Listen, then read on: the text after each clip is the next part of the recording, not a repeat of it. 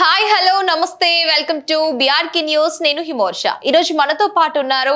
మనం ఎప్పటిలాగే మనతో చక్కటి కంటెంట్ ఇచ్చి మంచి మంచి విషయాలు తెలియజేసి మనకు తెలియని విషయాలు కూడా తెలియజేసి హైకోర్టు అడ్వకేట్ సునీత గారు అయితే మనతో పాటు స్టూడియోలో ఉన్నారు. మరి ఆలస్యం చేయకుండా మేడం అయితే పరిచయం చేస్తాను. మేడం నమస్తే. నమస్తే మా. ఎలా ఉన్నారు? బాగున్నాను, నువ్వు ఎలా ఉన్నావు? చాలా బాగున్నాను. Thanks for coming ma'am. Sunitha garu thank you so much. Sunitha garu, మనం ఒక స్పెషల్ టాపిక్ మాట్లాడుకుందాం. ఏంటంటే ఇప్పుడు ఈ మధ్య కాలంలో చాలా మందికి గొప్పగా తెలిసిన విషయం ఏంటంటే సోమనాథ్ లో ఉండే జ్యోతిర్లింగాలు. అసలు ఈ సోమనాథ్ లో జ్యోతిర్లింగాలకున్న విశిష్టత ఏమిటి? అసలు ఈ సోమనాథ్లో ఈ లింగాలు అనేవి ఎప్పటి నుంచి స్టార్ట్ అయ్యాయి? అంటే దీనికి ఎప్పటి నుంచి పూజలు చేయడం జరుగుతుంది? దీనికి ఉన్న ప్రాముఖ్యత ఏమిటి? దీనికి సంబంధించిన విధానాలు ఏమిటి అని చెప్పి చాలా మందికి తెలియదు. బట్ అక్కడ ఒక ప్లేస్ ఉంది అని చెప్పేసి కొంతమందికి మాత్రమే తెలుసు. కాబట్టి ఒక్కసారి మా బిఆర్కి న్యూస్ ప్రేక్షకులకి అసలు ఈ సోమనాథ జ్యోతిర్లింగ ప్రాముఖ్యత కావచ్చు, ఇది ఎప్పటి నుంచి స్టార్ట్ అయింది, దీనికి ఉన్న ప్రాముఖ్యత ఏమిటి, దీన్ని ఏ విధంగా తెలియచేయవచ్చు, అదేవిధంగా అంటే దీనికి ఈ మధ్య కాలంలో కొన్ని వచ్చిన వార్తల ప్రకారంగా మనం చూసుకుంటే గనక దాన్ని కూల్చివేయడం కూడా జరిగింది అని చెప్పేసి కొంతమంది చెప్పడం కూడా జరుగుతుంది. అసలు దానికి గల కారణాలు ఏమిటి, ఇలా ఎందుకు జరిగింది ఒక్కసారి చెప్తారా ప్లీజ్? తప్పకుండా అమ్మా. ఇది నిజంగా నాకు వచ్చిన మంచి ఆపర్చునిటీ, సేవా భాగ్యం అంటాను. సోమనాథ్ అంటే చూడండి, సోముడు అంటే చంద్రుడు మామూలుగా. దాని అర్థానికి వెళ్తే కనుక ఒక వేల కన్నా ముందు వేల సంవత్సరాలు అనేది ఎప్పుడైతే డిస్ట్రాయ్ అయిందో అప్పుడుది. అంతకంటే ముందు వేల సంవత్సరాల ముందు చంద్రుడు తపస్సు చేస్తే శివులు ప్రత్యక్షమై ఆయన కోసమని అక్కడ లింగం వెలిసిందిగా చెప్తూ ఉంటారనమాట. దీని గురించి ప్రాచీన్య ఏదైతే ఉందో దాంట్లో మనకు తెలిసిన విషయం ఏదైతే వేదాలలో రాసి ఉన్నది. అయితే ఆ విశిష్టత ఎలాగంటే, మామూలుగా లింగాలన్నీ మనకు తెలిసినవే, ఎక్కడన్నా వాటిని ప్రతిష్ఠాపించడం, వాటిని చేయడం, దర్శనం చేసుకోవడం అది జరుగుతుంది. అయితే ఇక్కడ స్పెషాలిటీ, ముఖ్య ఉద్దేశం ఇక్కడ ఎలా చెప్పదలుచుకున్నది ఏంటంటే, అది ఎర్త్ ఎక్కడైతే మామూలుగా అక్కడ ఎక్కడైతే స్థాపితం చేయలేదు, అది గాల్లో వేలాడుతూ ఉండేదన్నమాట. దాన్ని ఎందుకంటే పైనుండి అది చంద్రుడి తపస్సు చేస్తే వచ్చిన విశిష్టత దాంట్లో ఉంది కనుక అది జస్ట్ ఇట్లా గాల్లో వేలాడుతుంటే దర్శనం చేసుకుంటే అంత పవర్ఫుల్గా, అంత శక్తివంతంగా ఉండేదన్నమాట. దర్శనం అయినా చేసుకున్న వాళ్ళు కూడా చాలా శక్తివంతంగా భావించేవాళ్ళు. వేల సంవత్సరాల ముందు జరిగిన దీని ప్రాముఖ్యత అంతా ఇలా ఉండేది. అయితే అలా ప్రాచీనంలో నుండి చాలా ఉన్నాయి, మనకు చాలా రకాల ప్రాముఖ్యత ఉంది. చాలా రకాల మనం రీసెంట్గా జరిగిన రామ జన్మభూమి కానీ ఇవన్నీ మనం వింటున్నాం. కానీ దీంట్లో జరిగిన మనకు నష్టం ఏం జరిగింది అంటే, మీరు ఇప్పుడు అడిగారు కదా, ఇంత మంచి హిస్టరీ, ప్రాముఖ్యత గల టెంపుల్.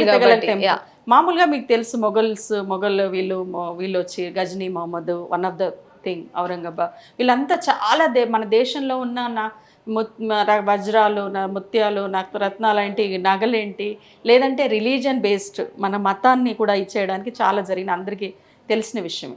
దాంట్లో ఈ ప్రాముఖ్యత గల సోమనాథ్ దానికోసం 18 సార్లు దండయాత్ర చేశాడు. 18 సార్లు 18 టైమ్స్ 17 టైమ్స్ హీ ట్రైడ్ అనమాట. హీ ట్రైడ్ కంటిన్యూగా చేస్తా 17 సార్లు దండయాత్ర చేసి 18వసారి తను డిస్ట్రాయ్ చేయగలిగాడు అనమాట. ఎందుకు? అతనికి వద్దు, ఆ ఇక్కడ ఈయన ఎంత ప్రాముఖ్యత ఉంది, శక్తి ఉంది, భారతదేశానికి చక్కటి హిస్టరీ ఉంది, హిస్టరీని తీసేయాలి. ముందు వచ్చి దాన్ని ఏమంటారు, మొత్తం అంత నష్టం చేశారు దేశానికి. అన్ని రకాల వాళ్ళు తీసుకెళ్ళినవన్నీ తీసుకెళ్ళి, అవి కాకుండా ఆ శక్తిని కూడా తీసుకెళ్ళాలి. అంటే జనాలల్లో ఆ మనోబలం, భగవంతుడు అనేది ఉంది, నాకు భగవంతుడు అనేది శక్తి ఇస్తాడు అని మన భారతదేశంలో ఏదైతే మూలాలు అంటారు కదా, మూలాల నుండి వాడు డిస్ట్రాయ్ చేయాలి కదా. అంటే ఏంటి, వాటికి ఇంకొక దారి, దాన్ని ఆఫ్ఘనిస్తాన్ ఆ స్టేజ్ అట్లా ఏరియాకి తీసుకెళ్ళడం, స్త్రీలను తీసుకెళ్ళడం, ఇలా డిస్ట్రాయ్ చేయడం, అట్లా రకరకాలు చెప్పుకుంటా పోతే మనకు సరిపోదు టైము.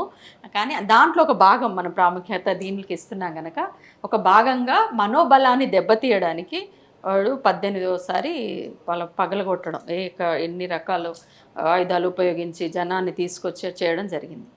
ఆ చేసే సమయంలో కూడా భగవంతుడి కృప ఎప్పుడు ఉంటుంది. ప్రతి చోట కూడా మనం వివరం కదా, మనుషులను చేస్తాం, అది తాత్కాలికంగా అంటారు కదా. ఆ సమయంలో అగ్నిహోత్రులు అక్కడ ఉండేవాళ్ళు అనమాట. అక్కడ చుట్టుపక్కల మన భారతదేశం అంతా ఇతిహాసాలంతా అగ్నిహోత్రం, భగవద్గీత అన్నీ చాలా పద్ధతులు ట్రెడిషన్స్లో ఉన్నవాళ్ళు అందరూ. ఇప్పుడు కొంత అటు ఇటుగానే, అప్పుడైతే ప్రతి వాళ్ళ దగ్గర భారతీయుడు అన్నవాడు అన్నీ చేసేవారు.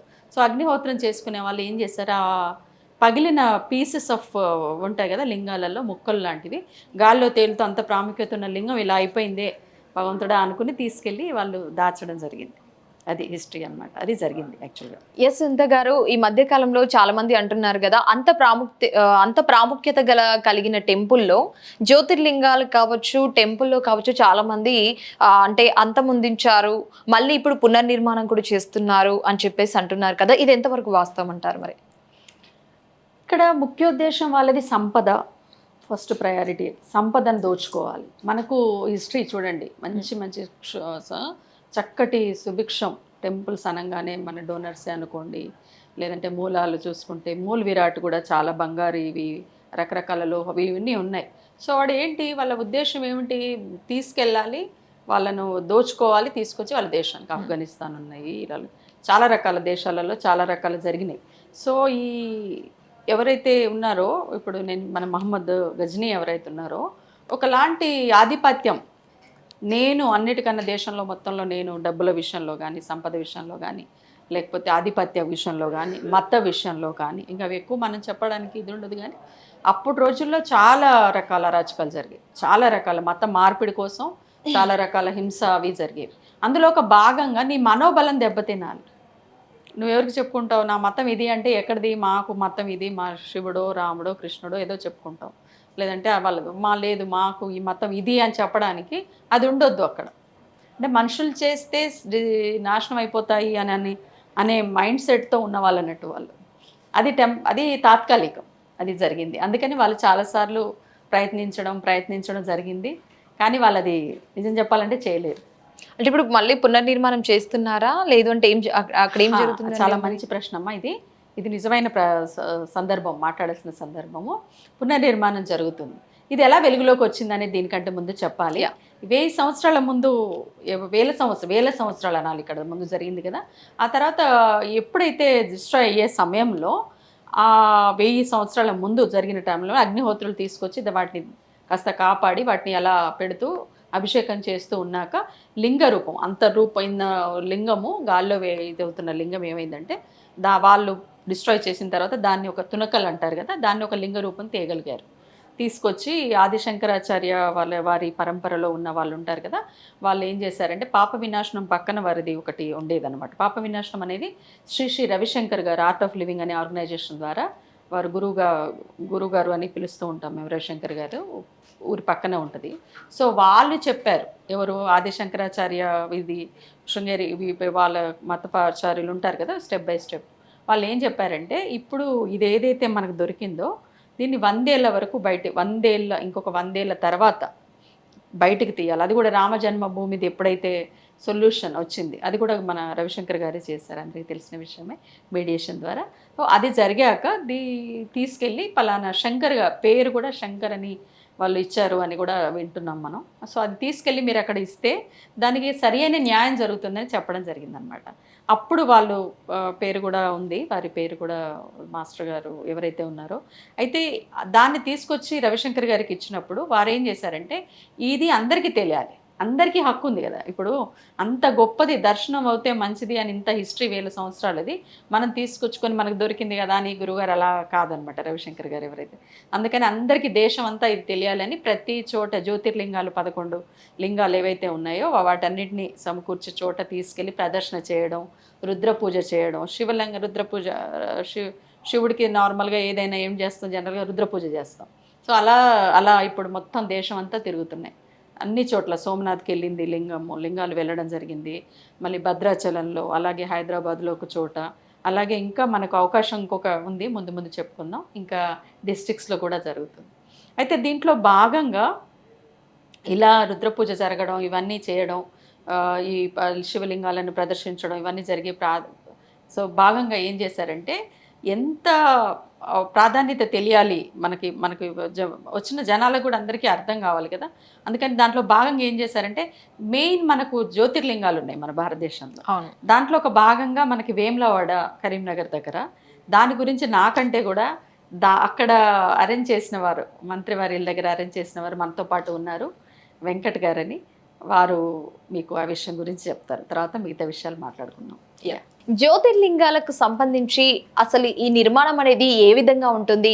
మొట్టమొదటిసారిగా తెలంగాణ ప్రజలకు ఈ జ్యోతిర్లింగాలు అనేవి ఏ విధంగా దర్శనం ఇవ్వబోతున్నాయి, ఏ విధంగా ప్రదర్శింపజేయబోతున్నారు, దాని గురించి అయితే మనకు ఇంకా క్లారిటీగా చెప్పడానికి ఈరోజు మనతో పాటు స్టూడియోలో ఉన్నారు హైకోర్టు అడ్వకేట్ వెంకటరమణ గారు అయితే ఉన్నారు. వారిని అడిగి తెలుసుకుందాం.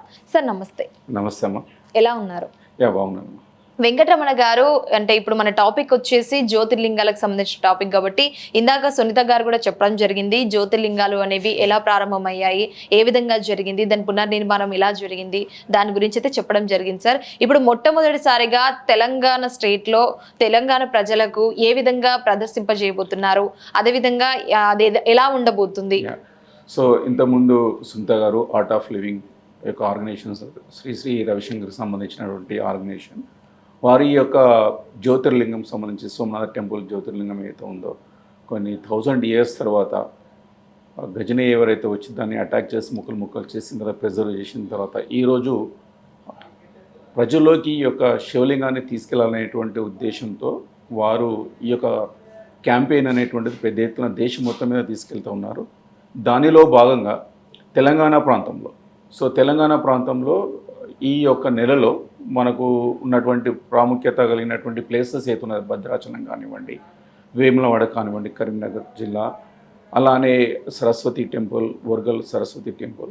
సో ఇట్లా ఒక అవుట్ రీచ్ ప్రోగ్రామ్ అనేటువంటిది ఒకటి ప్లాన్ చేస్తాం ఇక్కడ. దానిలో భాగంగానే భద్రాచలంలో అలానే కరీంనగర్లో మహాశక్తి ఆలయం అనేటువంటిది మన కేంద్ర సహాయ మంత్రి శ్రీ బండి సంజయ్ కుమార్ గారు ఆధ్వర్యంలో చాలా పెద్ద ఎత్తున మనకు కార్యక్రమాలు జరుగుతూ ఉంటుంటాయి. మనకు దసరాకు సంబంధించి నవరాత్రులు అనేటువంటి చాలా పెద్ద ఎత్తున అక్కడ జరుగుతుంది. అట్లానే ఉగాదికి సంబంధించినటువంటి సో కొన్ని వేల మంది అక్కడికి వస్తూ ఉంటుంటారు. సో దానిలో భాగంగానే ఈ యొక్క కార్యక్రమాన్ని అక్కడ కరీంనగర్లో కూడా తీసుకుంటే బాగుంటుంది అనేటువంటి ఆలోచించి వారితో మాట్లాడి వారి యొక్క పర్మిషన్ తీసుకొని, సో ఉగాది నెక్స్ట్ డే అయితే ఉందో ఆ రోజున పెద్ద ఎత్తున ఈ యొక్క కార్యక్రమాన్ని అక్కడ ఉంచి అక్కడ రుద్రాభిషేకము వారి ఆధ్వర్యంలో వారి కుటుంబంతో సహా కూడా అక్కడ వారు కూర్చుంటారు. రుద్రాభిషేకము ప్రజలకు సంబంధించి దర్శనార్థం అక్కడ ఆ యొక్క జ్యోతిర్లింగాన్ని బేసికలీ ఉన్నటువంటి భాగం ఏదో ఉందో దాన్ని ఆ లింగాన్ని అక్కడ ఉంచుతారు, ప్రజలు దర్శనం చేసుకుంటారు. సో పెద్ద ఎత్తున కరీంనగర్లో ఎలా జరుగుతుంది. అలానే సరస్వతి టెంపుల్ వర్గల్లో కూడా అక్కడ కూడా ప్రజలకు దర్శనార్థం కూడా అక్కడ కూడా రుద్రాభిషేకం అరేంజ్మెంట్స్ అనేటువంటి జరిగింది. అలానే భద్రాచలంలో కూడా జరుగుతోంది. సో శ్రీ రవిశంకర్జీ ఆధ్వర్యంలో ఉన్నటువంటి ఆర్ట్ ఆఫ్ లివింగ్ అయితే ఉందో ఆ యొక్క ఆర్గనైజేషన్ ఆధ్వర్యంలో పెద్ద ఎత్తున తెలంగాణ ప్రాంతంలో ప్రజలకు ఈ యొక్క హిస్టారికల్ సిగ్నిఫికెన్స్, జ్యోతిర్లింగము ఎలా ఉండే, దాని యొక్క ప్రాముఖ్యత ఏంటిది, దానికి ప్రజలకు అవగాహన కల్పించడం, మన ధర్మం మీద జరిగినటువంటి దాడులు, ఈరోజు ఆ యొక్క పునర్వైభవం, బేసికలీ మన యొక్క సెల్ఫ్ ఆత్మ గౌరవం అనేది ఏదైతే ఉంటారో మన ధర్మానికి సంబంధించినటువంటిది, సో రీఎస్టాబ్లిష్ అనేటువంటి ప్రజల్లో మళ్ళీ తీసుకురావాలనేటువంటి ఉద్దేశంతో అవగాహన కల్పించాలి. మన మీద జరిగినటువంటి దాడులు మన ఆత్మగౌరవాన్ని మీద ఎట్లా అటాక్ చేస్తున్నారు అనేటువంటిది, మన యొక్క భక్తి, మన దేవుడిని ఏ విధంగా అటాక్ చేసినారు అనేటువంటిది ప్రజలకు తీసుకెళ్ళి పెద్ద ఎత్తున అవగాహన కల్పించి మళ్ళీ ఈ యొక్క శివలింగాలని అక్కడ ఆల్రెడీ సోమనాథ్ టెంపుల్ ఉంది, అక్కడ కూడా మళ్ళీ రీఎస్టాబ్లిష్ చేయాలని చెప్పేసి రవిశంకర్జీ పెద్ద ఎత్తున కార్యక్రమం తీసుకున్నారు. దానిలో భాగంగానే ఈ యొక్క కార్యక్రమం అవుట్ రీచ్ ప్రోగ్రామ్ అనేది జరుగుతుంది. అంటే ఎప్పటి నుంచి ప్రారంభిస్తున్నారని చెప్పొచ్చుంటారు? సో ఆల్రెడీ స్టార్ట్ అయిందండి. ఆల్రెడీ దేశం మొత్తం మీద, ఒక తెలంగాణ ప్రాంతమే కాదు, దేశం మొత్తం మీద ప్రతి స్టేట్ లో తెలంగాణలో మొట్టమొదటిసారిగా మనకు తెలంగాణలో ఇంకా నెక్స్ట్ షెడ్యూల్ ఉంది. కరీంనగర్లో మాత్రం కరీంనగర్లో మాత్రం మనం 20th అనుకున్నాము. దానికంటే ముందు భద్రాచలంలో 20th అని చెప్పేసి అనుకుంటున్నారు. సో దాన్ని చార్ట్అవుట్ చేస్తున్నారు షెడ్యూల్స్, ఏ రోజు ఎక్కడ అనేటువంటిది, అవైలబిలిటీ, అక్కడ ఉన్నటువంటి క్రౌడ్ పుల్లింగ్, ఇవన్నీ కూడా క్యాంపెయిన్ అవన్నీ కూడా ప్లాన్ చేసుకొని చేస్తున్నారు. ఇది మాత్రం డేట్ ఫిక్స్ అయింది, 20th నాడు ఇక్కడ కరీంనగర్లో ఉంటుంది. Yes sir, thank you sir. ధన్యవాదాలు. నమస్తే. జ్యోతిర్లింగాన్ని ప్రాముఖ్యతలో భాగంగా ఇంకొకటి చెప్పదలుచుకుంది ఏమంటే, గాల్లో తేలుతూ ఉండేది అని మనం స్టార్టింగ్లో చెప్పాం కదా. అయితే ఆర్కియాలజీ డిపార్ట్మెంట్ వాళ్ళు ఇది ఏంటి అసలు, ఇది మామూలుగా అన్నిటికీ ఒక ఇన్వెస్టిగేషన్ లాగా జరుగుతుంది కదా, దీనికి కూడా జరిగింది. వాళ్ళు ఆశ్చర్యపోయారంట. భూమండలంలో ఇలాంటి స్టోన్ ఎక్కడా లేదు, ఇది వేరే వరల్డ్ నుండి వచ్చింది, వేరే చంద్రమండలం నుండి ఒకటి వచ్చి పడింది, దాన్ని టెస్ట్ చేశాక ఇన్వెస్టిగేట్ చేశాక అలాగే దీనికి కూడా చక్కటి ప్రాముఖ్యత ఉందని చెప్పడం జరిగింది శాస్త్రజ్ఞులు కూడా. అది చాలా చాలా గొప్ప విషయం. ఏమంటే మనకు వాటితో అలాంటి అద్భుతమైన శక్తి ఉన్న జ్యోతిర్లింగాల దర్శనం మనకి ఇక్కడ వారి మినిస్టర్ ఇప్పుడు వెంకట్ గారు చెప్పినట్టు వారి సహకారంతో బండి సంజయ్ గారి సెంట్రల్ మినిస్టర్ ఎవరైతే ఉన్నారో సహాయం ఈయన ఉన్నారు కదా, వారు ఉన్నారు కదా, వారి టీం అంతా కోఆపరేట్ చేసి వెంకట్ గారు మాకు మేము పెడదాం, ఇలాంటిది జరిగినప్పుడు చూద్దాం, మీరు తప్పకుండా సహాయం చేద్దామని మమ్మల్ని ప్రోత్సహించి ఆర్ట్ ఆఫ్ లివింగ్ టీం అంతా అందులో I can tell you team only, ఇది అందరం కలిసి ఒక టీం లాగా చేయడానికి వాళ్ళు చాలా ప్రోత్సహిస్తున్నారు. వారికి మేము కృతజ్ఞత తెలియజేస్తున్నాం ఈ ఛానల్ ద్వారా. అన్నీ చక్కగా సక్సెస్ఫుల్గా జరిగి అంత బాగుండాలని మరి ఒకసారి భావిస్తాం. Yes ma'am, thank you ma'am, thank you Sunitha garu. ఈ జ్యోతిర్లింగానికి సంబంధించి చాలా ఇంపార్టెంట్ టాపిక్ కాబట్టి మా బీఆర్కే న్యూస్ ప్రేక్షకులకి చాలా చక్కగా తెలియజేశారు ma'am. Thank you ma'am, thank you so much. నమస్తే.